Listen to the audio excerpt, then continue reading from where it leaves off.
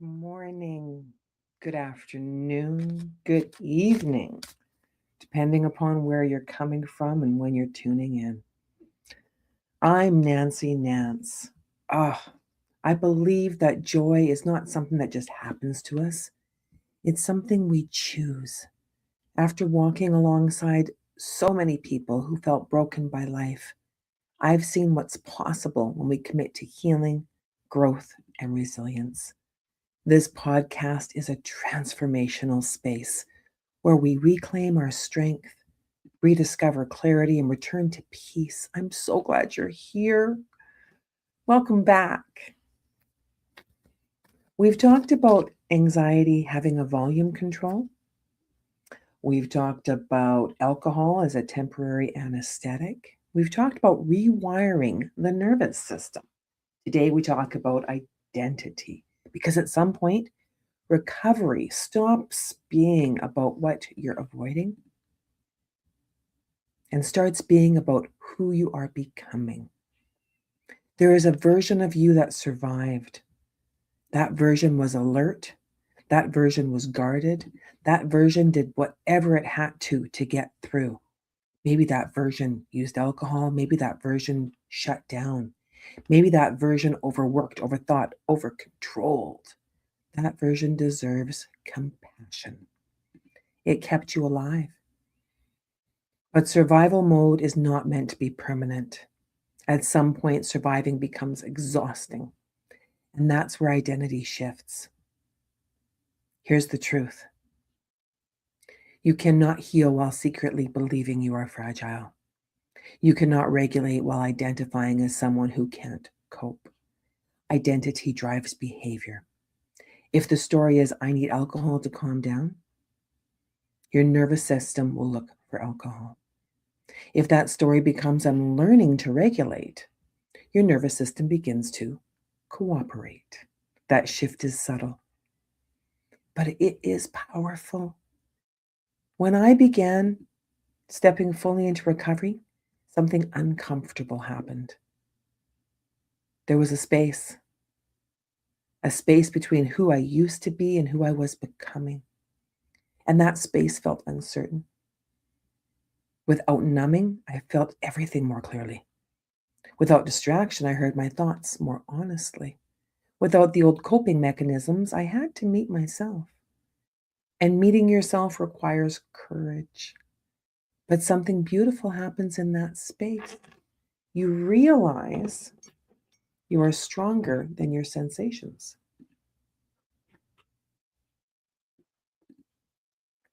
You are steadier than your anxiety. I just spilled coffee all over myself. You are more capable than your past coping patterns suggest. Oh, because recovery becomes less about not drinking and more about I am someone who can sit in discomfort. I am someone who can feel without collapsing. I am someone who can respond instead of react. That is self regulation. Self regulation is not cold control, it's grounding stability. It's feeling activated and choosing breath anyway. It's feeling triggered and choosing pause anyway. It's feeling discomfort and choosing growth anyway. And the more you practice this, the more your identity solidifies. You stop introducing yourself internally as the anxious one, the addictive one, the overwhelmed one. And you start becoming the steady one, the aware one, the regulated one. Let's talk about ownership, not blame.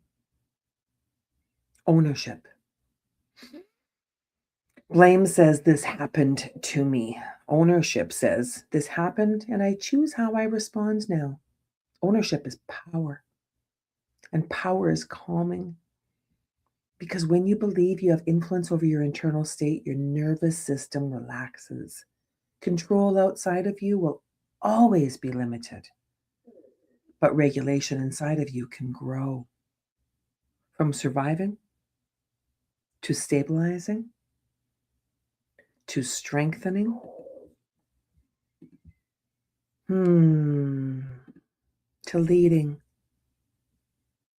Yes, leading. Because when you learn to regulate yourself, you become safe for others. Your calm becomes contagious. Your steadiness becomes anchoring. Your recovery becomes visible proof.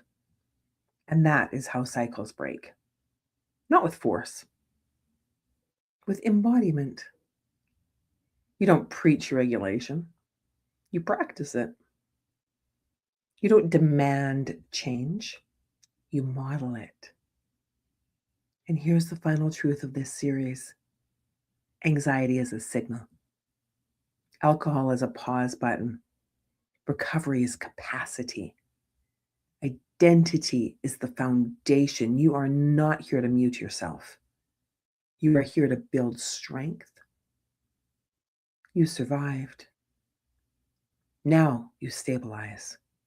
Now you strengthen. Now you step into who you actually are. Not someone managing chaos, but someone creating calm. And that is exponential growth. Thank you for walking this 4-part journey. And remember, you are not broken. You are becoming. Thank you so much for tuning in. Thank you so much for following and sharing and understanding that recovery is a revolution, that recovery is a journey, and that you are able to do great things.